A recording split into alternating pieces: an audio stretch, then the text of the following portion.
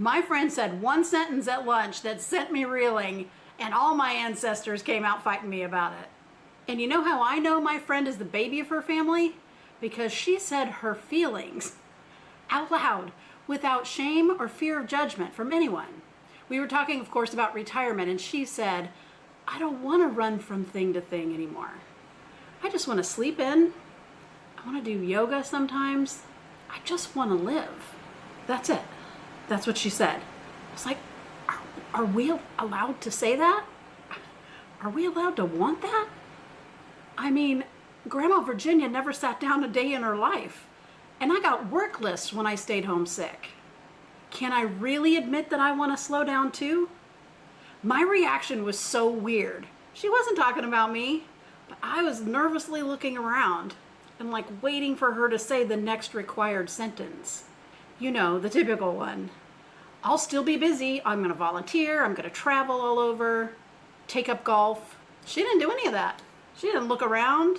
She didn't qualify her sentence at all. She wasn't worried who may have heard her.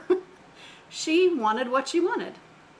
My reaction and my guilt about it was weird. And it made me stop and go, it's okay to want what you want in retirement. It's okay to rest more and not overproduce and not overschedule yourself. You don't have to choose the golf and cruise retirement that so many people do. Not that there's anything wrong with it. I'm just not a cruise person. So mine is gonna look very different. So I'm retiring, but I'm not retiring in the way that I used to think everyone did. I recently learned a Japanese expression. I did not learn it in Japanese. So I'm going to tell you what it looks like and just tell you the essence of it is wonderful. So I'm going to botch this totally. I'm highly embarrassed already. I should have listened to it on Google or something, but I'm going to read it. It's Dainai no Jinsei, second life, second chapter. And I like that so much better than retire. It's like I'm going to be Missy 2.0. I love that concept because it's more like a midlife reinvention rather than having a midlife crisis. Because if you're like me, I feel like I've lived from crisis to crisis. And I want to build a second chapter that's less chaotic and less reactive. A life aligned with my faith first, with lots of rooms for creative projects. And I want to get my heart rate up hiking rather than on the 101 in rush hour traffic every day.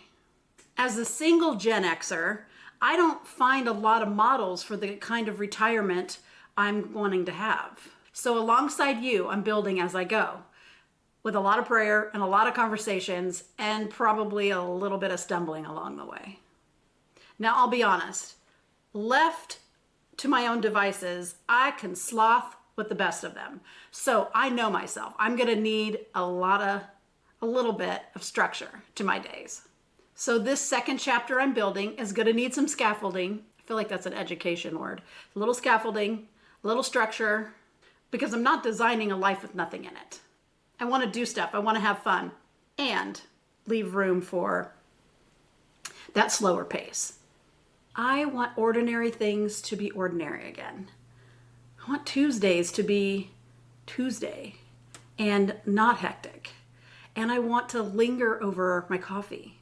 I just got the balance of sugar and half perfect. I don't want to have to chug it or take it in a thermos on the drive. I want to read because I want to. Even though the dishes aren't done, and even though the script's not written, and even though my ancestors never sat down, just because. Oh, I want to decide today is a hair wash day and not have to get up at 4:30 a.m. to make that happen. Not because I'm lazy, but again, because I would like ordinary things to be ordinary again. I realized something else. One lunch conversation changed the way I think about retirement, and honestly, about more than that. My friend, knowing and owning her second chapter, gave me permission to own mine. My poor Grandma Virginia never got to retire. She worked like a dog forever. And I feel terrible about that because I have the privilege to even have this conversation. And I joke that she never sat down.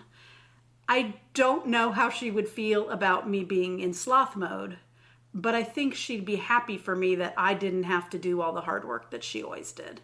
Having that conversation with my friend reminded me how important these conversations are of women in the same season of life. They matter so much because maybe we can't find the words to quite articulate what it is that we are wanting or hoping for, but hearing somebody else say it, sometimes that unlocks something.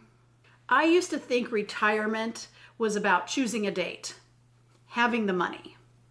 But now I know it's about choosing and designing a life. If you want some support designing your own second chapter, I've got 2 things linked below.